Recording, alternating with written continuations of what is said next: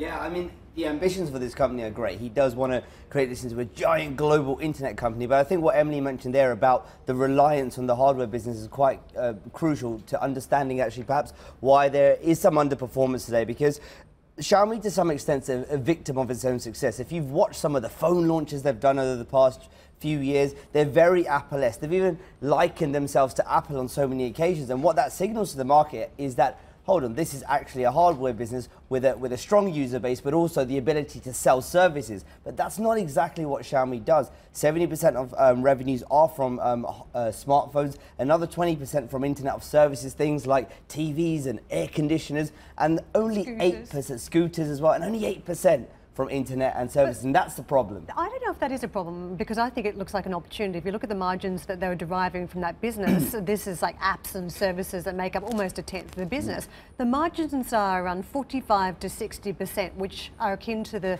sort of margins that Samsung has. So why is that a negative if you can grow the business? Yeah, I think the problem for Xiaomi is actually the CEO, Arjun, has actually said they never want to make an operating margin of over 5%.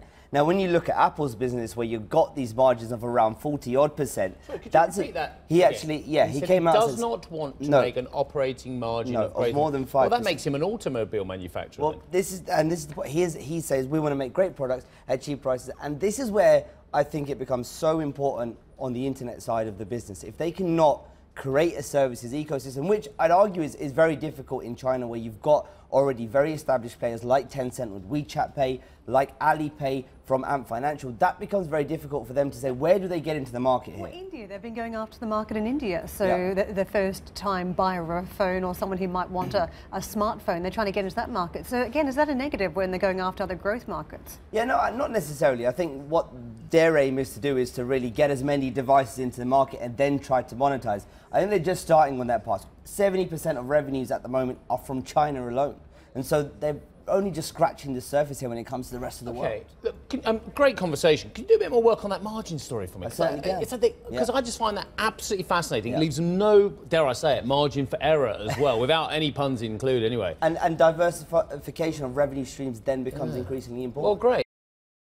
Hey everybody, it's Hadley Gamble from our new CNBC Middle East Bureau in Abu Dhabi. Thanks for stopping by. Now, to watch more, you can try one of the videos that just popped up on your screen. And don't forget to subscribe.